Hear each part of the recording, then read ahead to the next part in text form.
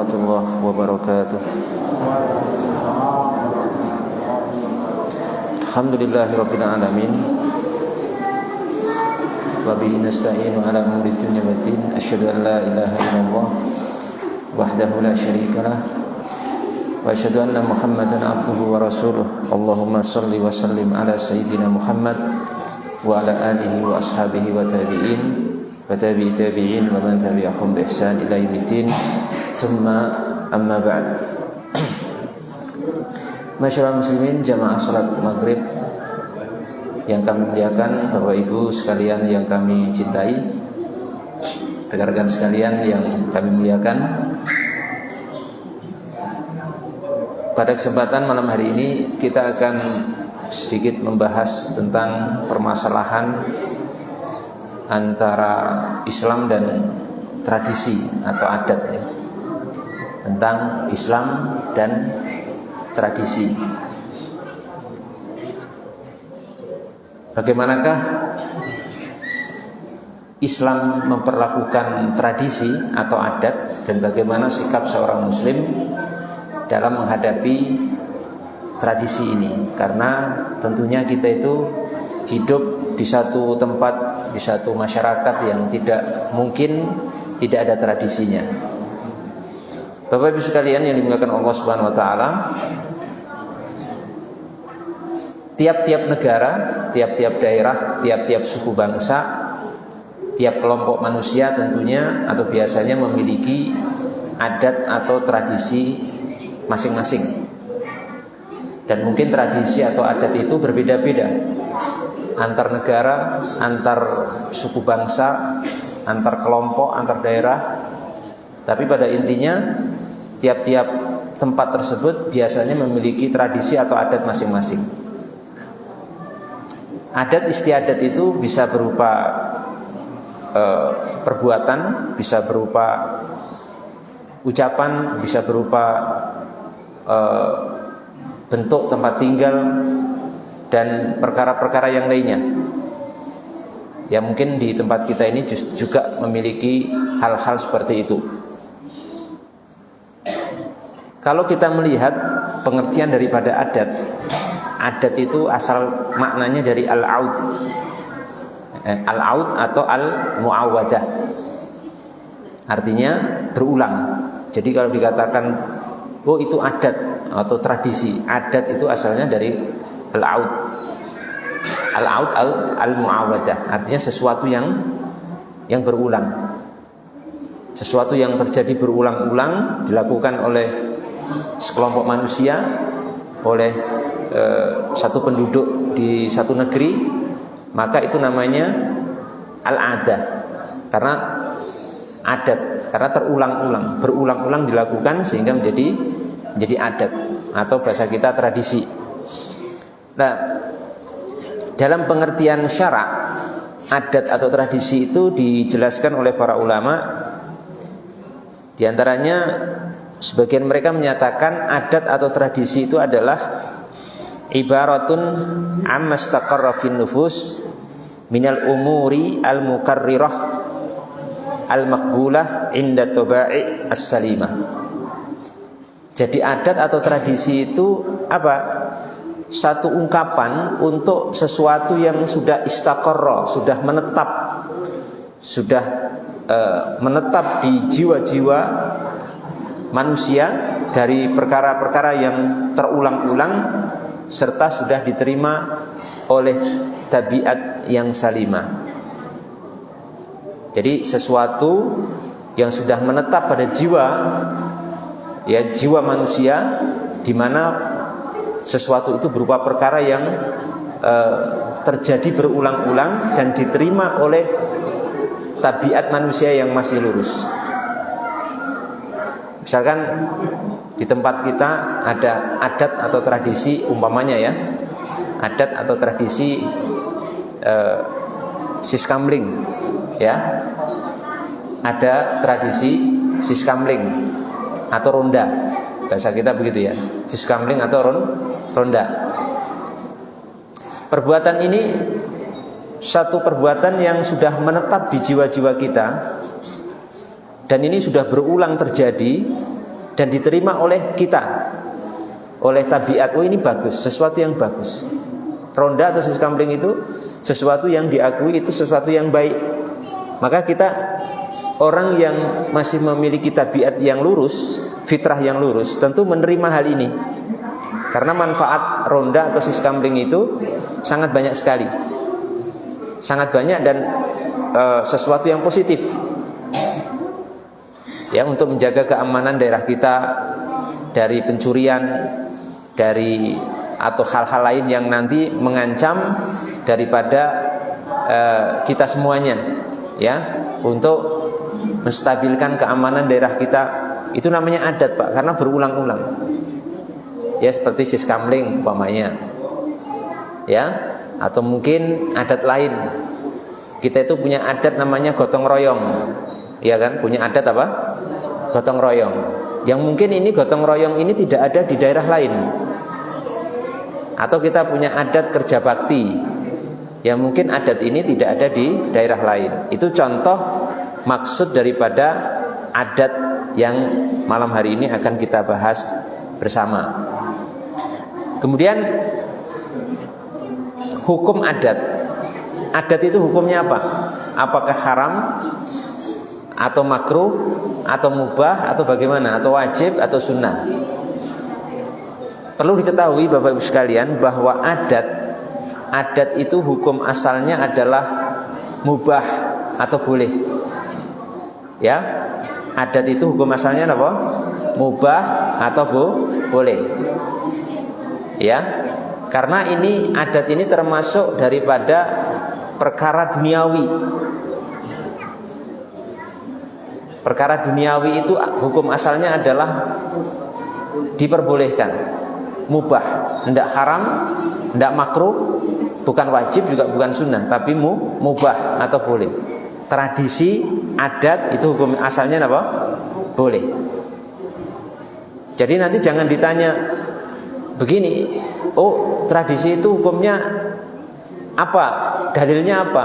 Enggak perlu dalil, Pak, karena udah hukum asalnya boleh. Jadi misalkan tradisi siskambling atau tradisi gotong royong atau tradisi di kita ya, kalau di kita itu kalau misalkan mau lebaran atau pas hari lebaran, biasanya kita ini berkeliling ke tempat orang tua kita, ke tempat orang-orang tua kita, pakde kita, paman kita, simbah kita, mengadakan ziarah, kemudian nanti saling apa? Memaafkan. Atau bahasa kita apa? Ya? Enggak, bahasa kita apa? Minal aidin wal faizin. Ya, saling memaafkan di hari raya. Itu mungkin tidak ada di negara lain, Pak. Itu hebatnya Indonesia. Itu adat. Karena itu sudah berulang-ulang, entah kapan ya, sejak saya kecil sudah ada itu. Jadi mungkin sebelum kita dulu-dulunya ya sudah ada. Berulang-ulang sekian puluh, sekian ratus kali, ribu kali, bahkan mungkin sudah puluhan tahun, bahkan mungkin lebih daripada itu ya, berlangsung. Dan secara tabiat kita itu kita terima itu baik. Ya kan, saling berkunjung di hari raya, saling memaafkan. Walaupun sebenarnya memaafkan itu nggak harus hari raya, tapi kalau hari raya saling memaafkan kan juga bagus, gitu. Memang minta maaf itu tidak harus hari raya. Ketika kita berbuat kesalahan, langsung minta maaf, itu yang bagus. Tapi seandainya minta maaf di hari raya kan juga bagus, daripada tidak minta maaf sama sekali. Kalau kita berbuat salah, langsung minta maaf, nanti pas hari raya minta maaf lagi. Ya, berkunjung, mengunjungi orang tua. Makanya biasanya para perantau yang jauh-jauh di Jakarta, Kalimantan, Denpasar, Bali, ada yang Papua, ya, itu berusaha menjelang hari raya itu pulang. Mudik bahasa kita. Mudik itu juga adat. Mungkin juga cuma ada di Indonesia. Budaya apa? Mudik, tradisi mudik. Untuk bisa apa? Mengunjungi orang tuanya, bisa ziarah kepada orang tuanya, bisa sungkem, bisa minta maaf kepada orang tuanya. Sampai saya pernah ya punya teman itu, karena karyawan pabrik di Jakarta, pengen ketemu orang tuanya di hari raya itu. Sampai beliau itu karena namanya cuma karyawan pabrik Pak, jadi naik bisnya ekonomi, karena sangat penuh, itu dari Jakarta sampai Solo berdiri. Terus sempat bisa duduk itu di tangga naik waktu mau masuk pintu di bis itu, sampai tertidur di situ sampai Solo hanya untuk ketemu siapa? Bapak dan ibunya. Tradisi mudik, tradisi minta maaf kepada orang tua, ziarah, mengunjungi orang tuanya, itu tradisi. Dan tradisi seperti ini apa hukumnya? Boleh, karena hukum asalnya boleh. Jadi nanti jangan ditanya loh dalilnya apa mudik itu. Mudik itu nggak ada dalilnya Pak.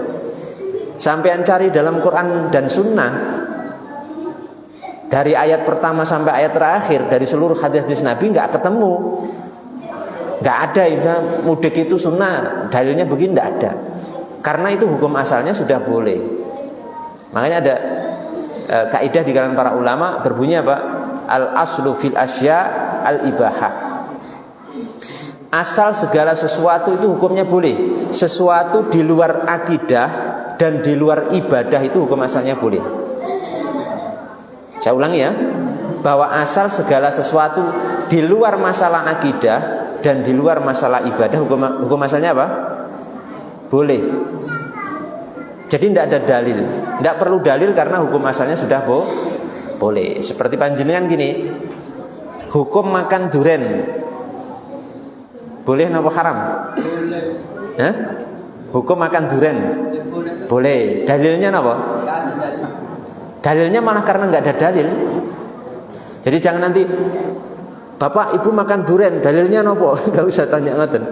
Karena memang itu nggak butuh dalil, karena hukum asalnya sudah boleh makan duren. Mancing hukumnya apa? Mancing boleh. Dalilnya apa? Nggak ada dalil. Justru karena nggak ada dalil itu malah apa? Malah boleh. Karena itu masalah duniawi, Pak. Bukan akidah, bukan apa? Ibadah. Termasuk panjenengan punya hobi namplek, badminton, itu jangan ditanya dalilnya, karena hukum asalnya sudah apa? Boleh. Jadi al aslu fil asya al ibahah. Asal segala sesuatu di luar ibadah dan akidah itu hukum asalnya boleh. Dalilnya banyak sekali, seperti misalkan dalam Al-Qur'an Karim disebutkan Allah Subhanahu wa taala berfirman, "Walladzi khalaqalakum ma fil ardi jami'a."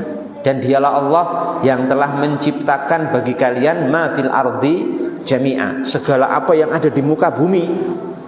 Jadi segala sesuatu di muka bumi itu hukum asalnya apa? Boleh. Berbeda dengan ibadah, Pak. Kalau ibadah niku perlu dalil. Jenengan sholat tadi, sholat maghrib 3 rakaat itu harus pakai apa? Dalil. Kita puasa Ramadan, misalkan kita haji umroh, itu perlu dalil. Tapi kalau ini masalah ibadah, tapi masalah ada tradisi, tidak butuh dalil. Karena tadi ayatnya walladzi khalaqalakum ma fil ardi jami'a. Karena sudah lakum bagi kalian, berarti sudah dihalalkan oleh Allah Subhanahu wa taala untuk kita semuanya. Ini ayat atau dalil bahwa hukum asal tradisi atau adat itu hukum asalnya apa? Adalah boleh. Dan sudah kami sampaikan tadi bahwa tradisi dan adat itu kan masalah duniawi ya, bukan masalah agama.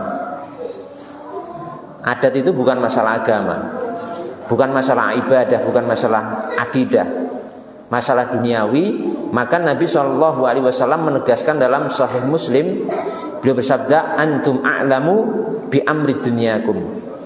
Dalam riwayat lain itu bi umuri dunyakum. Kalian itu lebih tahu tentang urusan dunia kalian. Jadi kalau masalah dunia jangan tanya ke saya, ke Nabi maksudnya. Karena saya diutus bukan untuk ngajari kalian masalah dunia. Yang saya ajarkan masalah apa?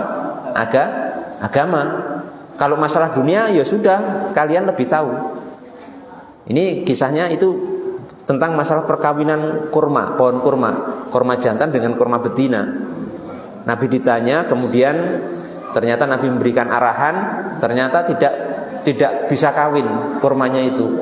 Kemudian Nabi mengucapkan sabdanya ini, antum a'lamu bi umuri dunyakum au bi amri dunyakum. Jadi kalau masalah dunia itu tidak diurusi oleh agama kita, tidak ada dalilnya, karena hukum asalnya sudah boleh. Ya, tidak ada dalil, tidak haram juga tidak makruh, tidak wajib, tidak sunnah, tapi hukum asalnya boleh, tradisi atau adat yang berlaku di masyarakat kita. Ada juga sebuah hadis Nabi dalam riwayat Imam Ahmad. Nabi SAW bersabda, bukan Nabi SAW, sahabat Abdullah bin Mas'ud itu pernah berkata, "Fama ra'al muslimuna hasanan fahuwa indallahi hasanun." Apa yang dianggap baik oleh manusia kaum muslimin, maka itu baik di sisi Allah Subhanahu wa taala. Fama ra'auhu sayyi'an fahuwa indallahi sayyi'un. Dan sesuatu yang dianggap jelek oleh kaum muslimin, berarti itu juga dianggap jelek oleh Allah Subhanahu wa taala. Seperti tadi ya, adat apa? Adat siskamling, gotong royong, adat apa? Ziarah di hari raya, mudik. Masalah mudik, ini saya nasihatkan untuk anak-anak yang masih punya orang tua, sempatkan mudik di hari raya untuk bertemu, untuk bisa mengunjungi orang tuanya. Karena kalau itu bisa membahagiakan orang tua kita, maka mudik itu nanti menjadi berpahala. Walaupun hukum asalnya mubah, tapi itu bisa menjadi sesuatu yang dianjurkan karena apa? Bisa membahagiakan orang tuanya. Ya, diusahakan setahun sekali, jangan sampai 16 tahun nggak pulang, nggak pernah ketemu orang tuanya. Kasihan. Orang tua kita itu paling seneng kalau anaknya mudik, Pak.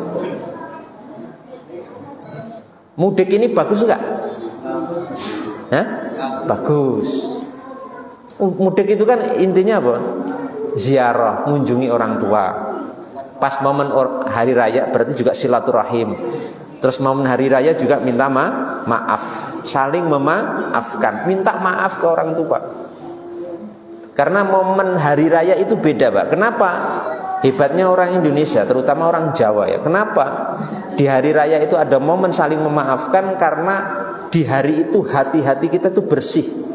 Hati-hati kita itu menjadi hati yang terang setelah puasa Ramadan selama sebulan penuh, sehingga ketika kita minta maaf dari kesalahan itu mudah, dan yang dimintai maaf juga mudah memaafkan.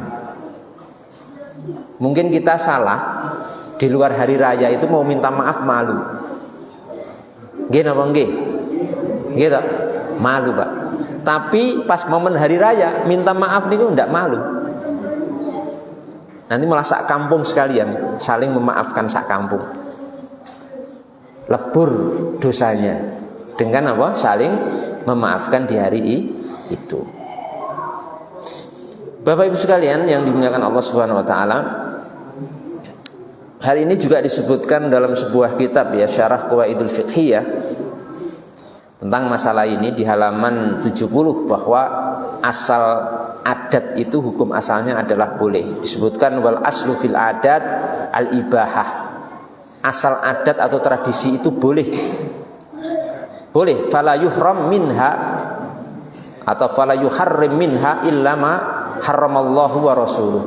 Jadi kita tidak boleh mengharamkan tradisi atau adat sampai Allah sendiri yang mengharamkan atau Rasulullah Shallallahu Alaihi Wasallam.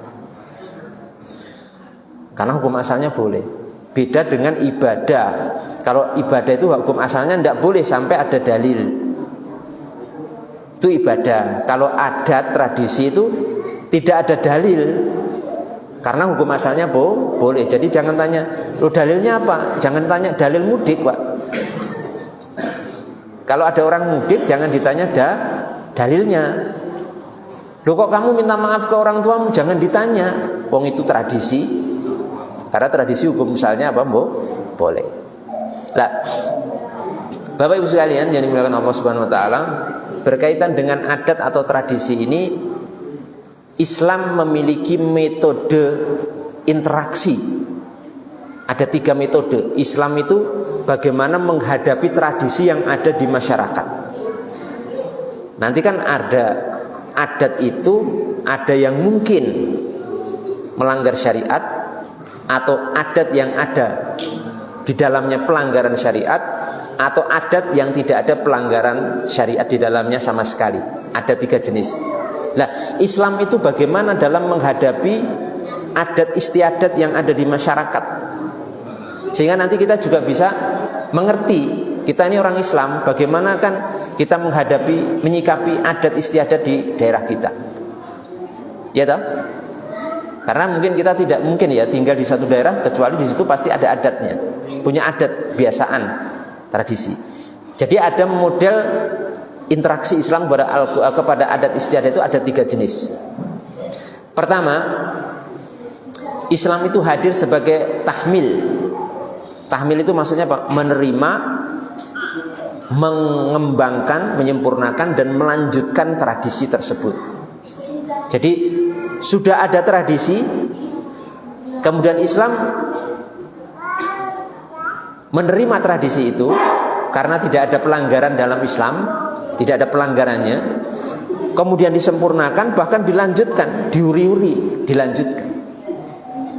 Contoh, dulu sebelum Islam datang, masyarakat Arab jahiliyah itu sudah memuliakan bulan-bulan haram, bulan-bulan yang dimuliakan, bulan Zulqa'dah, Dzulhijjah, Muharram dan Rajab. Sampai mereka orang-orang Arab jahiliyah ini mereka sepakat di bulan-bulan itu tidak boleh ada pertumpahan darah, tidak boleh ada pertikaian, peperangan, dengan alasan apapun tidak boleh. Karena itu bulan itu mereka muliakan. Nah, kemudian ketika datang Islam, maka bulan-bulan itu juga dimuliakan oleh Islam. Maka dalam Al-Quran disebutkan kan, Inna iddatash syuhuri indallahi ithna asyara syahran fi kitabillah.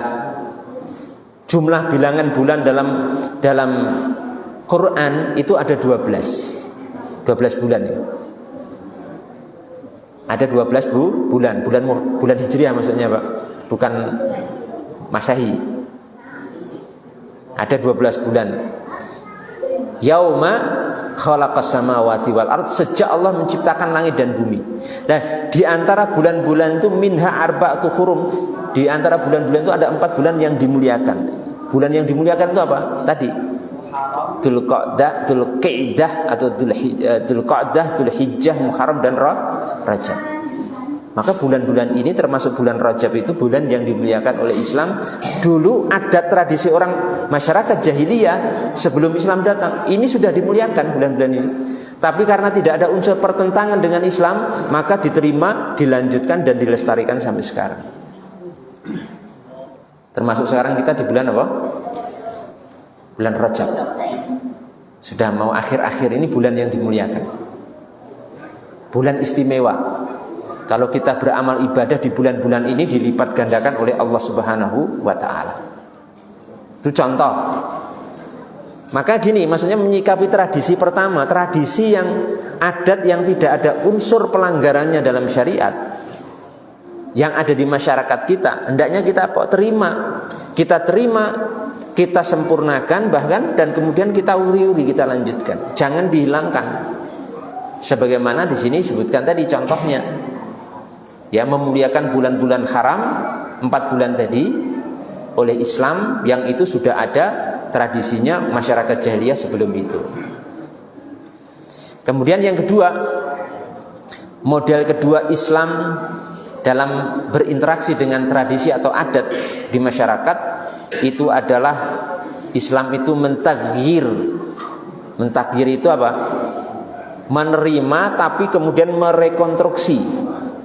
Diterima tapi kemudian direkonstruksi. Rekonstruksi maksudnya diubah, Pak. Di apa ya? Bukan diubah, rekonstruksi. Re itu kan kembali. Konstruksi dibangun lagi. Maksudnya tidak dihilangkan adat ini, tapi apa? Yang tidak sejalan dibuang, hal yang tidak sejalan dibuang, Yang inti adatnya atau tradisinya tetap diterima dan dikembangkan, tapi hanya dibuang hal-hal yang apa? Yang bertentangan dengan Islam. Contoh, dulu masyarakat jahiliyah itu sudah ada yang namanya ibadah haji. Hajinya juga dengan tawaf. Tawaf itu keliling Ka'bah dengan sa'i, beralih-alih kecil baina Safa wal Marwah. Tapi mereka tawaf ketika itu di masyarakat jahiliyah, itu tawaf ibadahnya itu dipersembahkan untuk berhala, untuk Lata, Uzza, Manah, Hubal, itu nama-nama patung berhala mereka waktu itu. Nah, ketika Islam datang, ibadah haji ini nggak dihilangkan, Pak. Tidak dihilangkan. Ibadah hajinya juga pakai tawaf. Ibadah hajinya juga pakai sa'i. Yang dihilangkan apa? Etikotnya, keyakinannya yang dulu dipersembahkan untuk berhala, kemudian Islam datang, ini ibadah haji ini kemudian dipersembahkan untuk Allah Subhanahu wa ta'ala. Jadi Islam itu tidak diutus oleh Allah ke muka bumi, diturunkan ke muka bumi untuk menghilangkan seluruh adat tradisi manusia, tidak. Contohnya ibadah haji itu. Ibadah hajinya tetap tawaf ke Ka'bah, tetap ada sa'i, tapi napa? Iktikadnya kalau dulu dipersembahkan untuk berhala, dirubah untuk siapa? Allah Subhanahu wa ta'ala. Nah, ini model yang kedua ini, hendaknya kita ini ketika hidup di masyarakat menjumpai ada tradisi atau adat yang di dalamnya ada hal-hal yang melanggar syariat, adat ini jangan dihilangkan. Cukup hal-hal yang tidak sejalan dengan syariat saja yang dihilangkan. Setelah ini bersih, maka adat ini kita terima dan kita kembangkan, kita lestarikan. Saya contohkan ya, di masyarakat kita kan ada tradisi sesajen, ya enggak? Gitu? Enten betul? Enten tradisi apa? Sesajen. Dulu Pak, sesajen itu dipersembahkan untuk jin, setan, demit, penunggu tempat angker tertentu. Biasanya begitu dulu. Nggih napa nggih? Nggih. Wong saya dulu waktu saya kecil niku saya sudah mengamati, Pak. Mengamati tradisi di daerah saya juga ada seperti itu. Kalau mau punya gawe panen, mau buat rumah begitu, buat sesajen, tapi dipersembahkan untuk itu jin, setan, demit, penunggu tempat ini, tempat angker ini, dan seterusnya. Itu saya alami. Kenapa saya tahu? Karena saya mendengarkan apa istilahnya sesepuh itu yang wujudke itu, saya dengarkan dipersembahkan memang untuk jin, untuk setan, untuk demit. Tradisi. Nah, tradisi seperti ini jangan dihapus. Cukup sesuatu yang melanggar ini kita buang, tradisinya tetap aja. Nah, kemudian bagaimana para ulama pendahulu kita itu menghadapi tradisi sesajen yang seperti ini? Akhirnya mereka itu apa? Masyarakat itu diarahkan. Tetap sesajen, ada nasine, ada ingkungnya, gitu. Ada napa gedange, terus napa? Hah? Enten doke ya, telur iki. So enten duwite barang. Niku yang biasanya dipersembahkan untuk jin, setan, demit dan lain sebagainya dirubah, dipersembahkan dengan disedekahkan kepada tetangga kanan kiri, disedekahkan kepada fakir miskin, anak-anak yatim, orang-orang yang kekurangan, disedekahkan untuk apa? Kerabat dekat kita. Dirubah. Yang dirubah apa? Dirubah hal-hal yang melanggar syariat, persembahan kepada setannya, jinnya, demitnya itu dirubah, kemudian dipersembahkan, disedekahkan untuk masyarakat setempat. Di tempat saya niku nggih, dulu saya waktu kecil niku sangat tahu ya. Jadi itu tradisi di daerah saya itu juga kental banget Pak masalah itu. Dulu begitu, ketika tradisi itu nanti ke tempatnya Pak RT gitu ya, kumpul bawa makanan dari rumah masing-masing, dikumpulkan, nanti diwujudke sama sesepuh di situ. Tapi wujudnya itu ke jin, Pak, ke setan, demit tempat kita, katanya begitu. Terus berjalan masa, alhamdulillah ada dakwah, ada kajian, ada penyuluhan agama, para dai masuk di situ. Pelan-pelan berubah, Pak. Berubah sampai akhirnya apa? Tradisi itu dirubah. Bukan dihilangkan ya, dirubah saja. Dirubah dengan cara apa? Tetap berkumpul di rumahnya Pak RT, bawa makanan masing-masing, tapi di situ tidak ada rapal-rapal mantra-mantra ya yang dipersembahkan kepada setan. Terus yang wujudnya itu ustadz. Kalau dulu sesepuh gitu ya, sesepuh ya kan apa bagaimana setan dan seterusnya. Tapi napa dirubah, ustadznya niki baca Quran, baca Al-Fatihah, ditambah kuluhu paman dan seterusnya. Terus diakhiri doa yang baik, Allahumma ighfir lil muslimina wal muslimat wal mu'minina wal mu'minat. Terus doa yang baik untuk masyarakat situ. Terus setelah itu napa? Makan bersama. Selesai. Empun itu sudah selaras dengan Islam, tidak ada pelanggaran. Makanya di sini Bapak Ibu sekalian yang mungkin punya ada tradisi begitu, kalau mau buat rumah nggak usah buat sesajen untuk jin setan, cukup ya tetap buat sesajen dalam tanda kutip, masak makanan, sedekahkan kepada warga sekitar, sedekahkan kepada sinten tetangga dekat kita. Insya Allah itu bernilai sedekah, kita dapat pahala dan juga kita tidak akan mendapatkan murka Allah Subhanahu wa taala. Paham nggih? Paham mboten niki? Paham. Itu. Terus Bapak Ibu sekalian,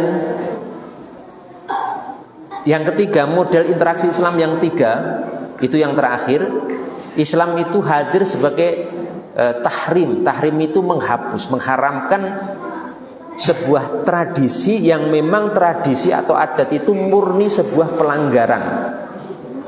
Adat tapi murni pelanggaran, nggak bisa dirubah. Kalau dirubah kan nggak dihapus, tapi hanya dirubah. Ini nggak bisa dirubah. Adat ini memang pelanggaran, murni pelanggaran. Maka seperti ini baru dihapus oleh Islam. Pamannya ada adat misalkan adat judi. Kalau ada orang punya gawe buat apa? Judi, gaple, main kartu. Bisa dirubah enggak itu? Enggak bisa. Ya sudah dihilangkan. Ya, kalau misalkan ada adat seperti itu, walaupun ada tapi itu murni pelanggaran syariat, maka judi dihilangkan. Adat minum-minum, nek punya gawe nanggap campur sari, minum ciu, minum minuman keras, nggak bisa dihilangkan nih, ya nggak bisa dirubah, ya dihilangkan. Jangan minum minuman keras, ya kecuali maksudnya minuman keras itu minuman ngangge es teh, es sing keras gitu. Nah, itu jadi boleh. Minum-minuman pas campur sari tapi minuman keras maksudnya es teh gitu. Misalnya enten esnya kan keras, oh ya boleh. Tapi jangan air keras. Nah air keras dengan bablas. Ampun air keras, air aki misalnya air keras nih. Tidak boleh. Nah ini dihilangkan Pak. Adat riba. Zaman jahiliyah riba niku nggih pun enten riba. Misalkan kita seseorang ngutangi temannya 100.000, maka kalau mengembalikan akadnya harus ditambah, namanya bunga. Jadi bunganya 20, mengembalikannya jadi 120.000. Adat itu adat masyarakat jahiliyah waktu itu. Di tempat kita mungkin juga adat seperti, lah ini harus dihilangkan karena ini murni apa? Murni pelanggaran syariat. Harus dihilangkan. Maka seperti itu Bapak Ibu sekalian, ada 3 model interaksi Islam terhadap apa? Adat ataupun tradisi. Tidak melulu dihilangkan, tetapi kadang tradisi itu baik, tidak ada pelanggarannya, maka kita terima dan kita apa? Kita berusaha untuk melestarikan. Yang kedua, kadang tradisi itu ada pelanggarannya, maka apa? Jangan dihilangkan tradisi ini, cukup dihilangkan pelanggarannya. Kenapa Pak? Karena kadang itu kalau kita menghilangkan tradisi seperti ini itu biasanya akan memunculkan fitnah, bentrok, akan memunculkan perseteruan, pertikaian di tengah masyarakat. Maka daripada kita hilangkan tradisi kedua ini apa? Kita hilangkan hal-hal yang apa? Pelanggarannya, melanggar syariatnya, kemudian kita rubah kepada bentuk tradisi yang baik. Seperti tadi, dari sesajen kepada jin, setan, demit, danyang dan seterusnya, kita rubah sedekahan kepada warga sekitar, apalagi orang-orang yang tidak mampu, orang-orang fakir miskin, anak-anak yatim, itu lebih bermanfaat dan bernilai pahala di sisi Allah Subhanahu wa taala. Kecuali tradisi nomor 3 tadi, nomor 3 itu tradisi di mana tidak mungkin dirubah. Ya sudah dihilangkan. Riba, judi, minum khamar. Kalau dulu di masa jahiliyah itu membunuh anak hidup-hidup, mengubur anak perempuan hidup-hidup, sudah itu dihilangkan karena ini tidak bisa dirubah, murni sebuah pelanggaran terhadap agama Allah Subhanahu wa taala. Kemudian Bapak Ibu sekalian yang dimuliakan Allah Subhanahu wa taala, sebentar lagi saya sempurnakan sedikit saja supaya lebih komplit gitu ya. Bapak Ibu yang dimuliakan Allah Subhanahu wa taala, untuk masalah adat ini tadi sudah saya sampaikan nih. Adat itu kadang berupa perbuatan, kadang berupa ucapan, kadang berupa bentuk tempat, rumah ibadah, tempat tinggal, rumah yang kita tempati, kadang berupa pakaian dan lain sebagainya. Ngeten. Selama adat yang berlaku, berjalan di masyarakat kita itu adat yang baik dan tidak ada unsur-unsur pelanggaran syariat, seyogianya kita berusaha sebagai seorang muslim itu untuk menyesuaikan diri dan ikut adat-adat tersebut. Catatannya, selama adat-adat itu tidak ada unsur pelanggaran syariat, mari kita berusaha untuk mengikuti adat-adat itu, mengikuti tradisi-tradisi tersebut. Supaya apa? Untuk meminimalisir, mengurangi terjadinya gesekan di masyarakat, terjadinya perseteruan, pertikaian di masyarakat. Dengan catatan adat itu adat yang baik, tidak ada unsur pelanggaran syariatnya. Okay. Dalam sebuah riwayat ya, ada sebuah riwayat dulu niku kaum masyarakat jahiliyah ketika membangun Ka'bah itu Pak, mereka itu mengurangi bangunan Ka'bah itu. Tidak seperti Ka'bah yang dibangun Nabi sinten? Yang bangun Ka'bah Nabi sinten? Nabi Ibrahim. Jadi ketika dulu Nabi Ibrahim buat Ka'bah itu setelah berlangsung berabad-abad setelahnya niku masyarakat jahiliyah itu merubah. Bangunan Ka'bah niku dirubah. Tidak seperti bangunan yang dibuat Nabi Ibrahim. Terus Aisyah radhiyallahu taala, istri Nabi niku usul kepada Nabi, wahai Nabi, kenapa mbok yo Anda itu berusaha untuk mengembalikan Ka'bah tersebut sebagaimana corak model sebagaimana yang dibangun Nabi Ibrahim dulu. Nah, kemudian Nabi Muhammad SAW menyatakan, laula hidatsani qaumika bil kufri la fa'altu. Andai wahai Aisyah, kaummu itu belum baru saja masuk Islam, itu sudah aku kembalikan, sudah aku lakukan. Maksudnya apa? Nabi itu menahan diri tidak mengembalikan bangunan Ka'bah seperti bangunan yang dibangun Nabi Ibrahim, sebab kaumnya niku nembe mawon baru saja masuk ke Islam Pak. Khawatir nanti kalau dibangun dikembalikan terjadi bentrok dengan kaumnya. Baru masuk Islam itu kan masih rawan pemahamannya, masih labil, gampang emosi, gampang salah paham. Nanti kalau ini dipaksa dibangun dikembalikan seperti Ka'bahnya Nabi Ibrahim, malah terjadi apa? Pertikaian, terjadi bentrok, terjadi berbagai hal yang mungkin mudarat kepada kaum muslimin waktu itu.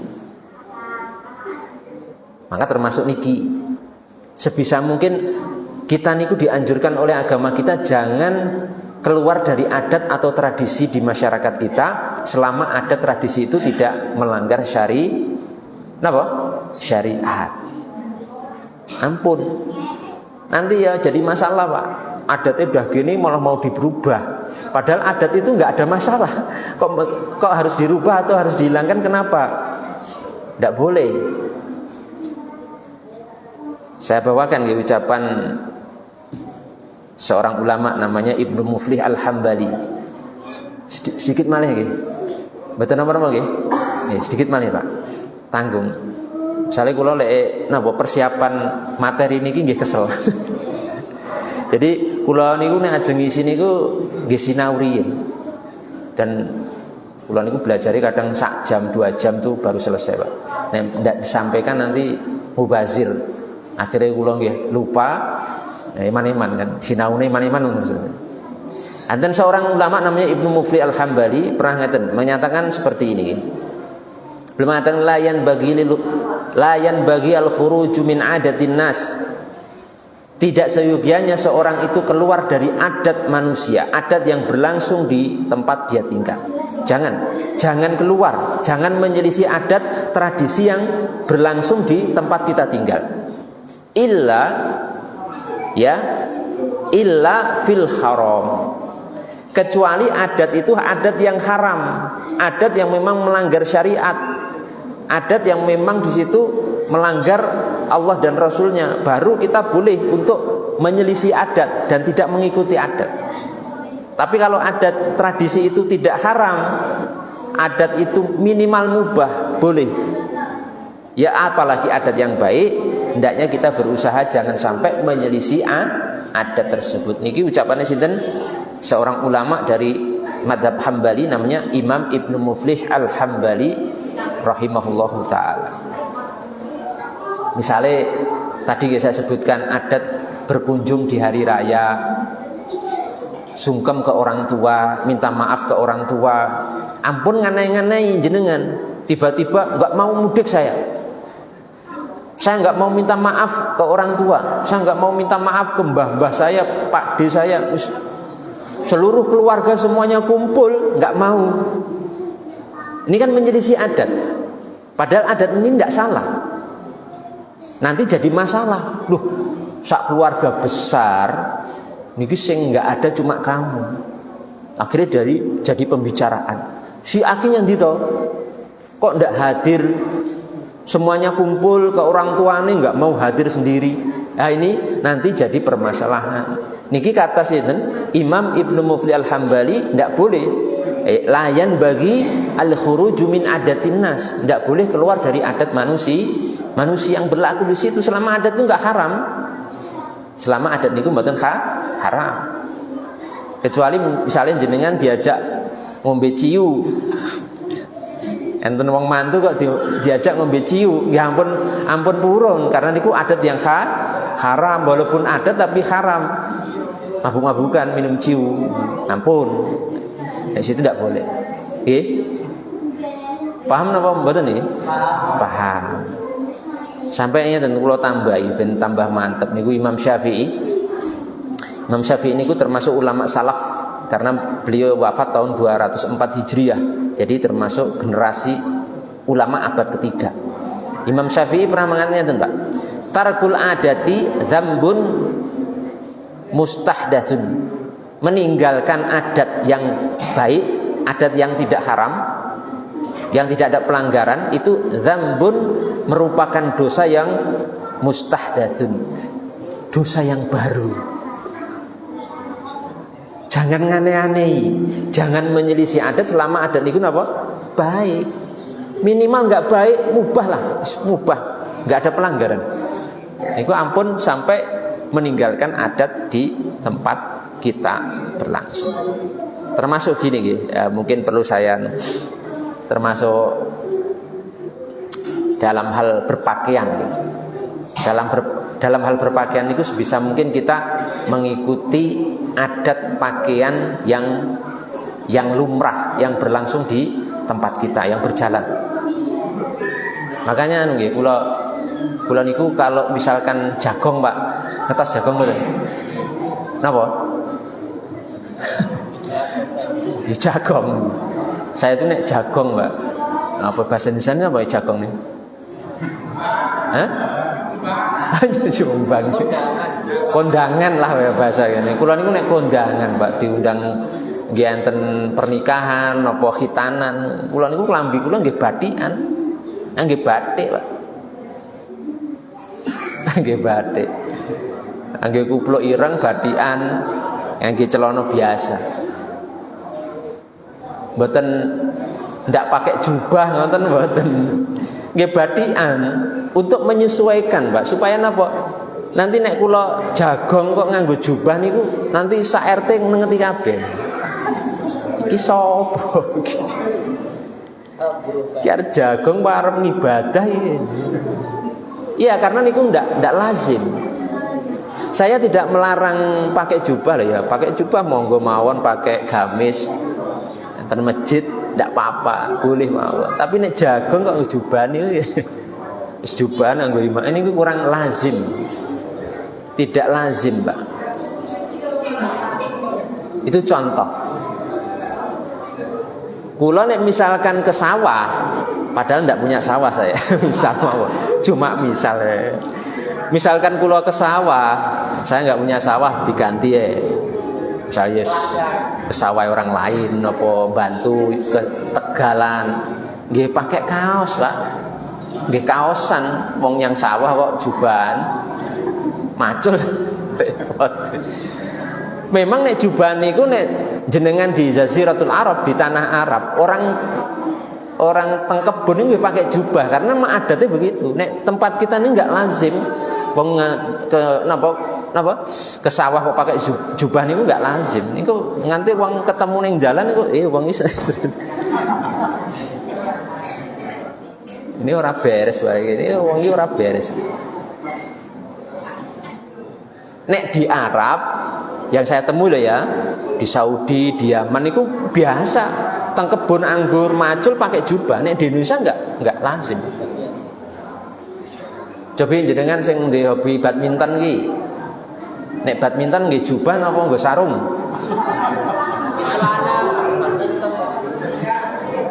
Badminton sarungan ya. Nggih kaos to, nggih kaos nggo celana training umpamane kan. Nggih ngoten.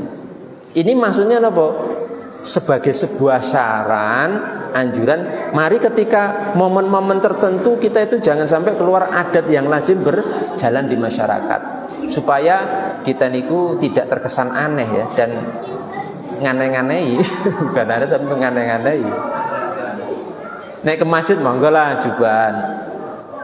Gamisan nggih angsal, boleh silahkan. Saya sendiri nggih macam-macam, Pak. Kalau ke masjid niku nggih pakai baju koko, nggih gamisan. Kalau jubah niku sekarang pun agak jarang. Saya mengurangi niku, Pak, supaya interaksi dengan masyarakat, dakwah di masyarakat lebih enak, Pak. Saya tuh kalau pakai jubah kadang cuma momen Jumatan sama Idul Fitri, sama Idul Adha. Nek hariane ya pakai gamis pendek, kadang baju koko begitu. Pakai songkok hitam. Makanya songkok saya tuh pengen lebih. Songkok niku kan masalah duniawi. Jadi ampun tekok dalile. Ustaz kok panjenengan pakai songkok hitam gale kayak bapak-bapak ini. Ini dalile napa? Mboten enten dalile niku wong hukum asalnya sudah boleh kok. Tanya dalil. Itu udah boleh. Jadi ampun tanya dalil. Nggih, paham mboten niki? Jadi jenengan nggih sarung-sarungan ngeten niku nggih apik. Salat nggih sarung niku nggih apik. Masalahnya napa? Niku nggih tradisi, Pak. Tradisi. Ning ampun bal-balan nggo sarung. Nangke sepeda sehat sarungan. Khawatir nyerimpet, Pak. Nek jenengan sepeda santai sarungan nyerimpet nanti. Ya. Makanya napa enten falsafah Jawa napa? Desa mawa tata negara napa? Desa mawa cara negara mawa tata niku falsafah Jawa niku mangresapi niku nggih bener. Nggih, niku nggih bener. Jadi sesuatu yang biasa dilakukan di tanah Arab belum tentu enten mriki niku dianggap biasa. Mungkin di sini dianggap ngane-nganehi. karena bukan tradisinya di sini seperti itu.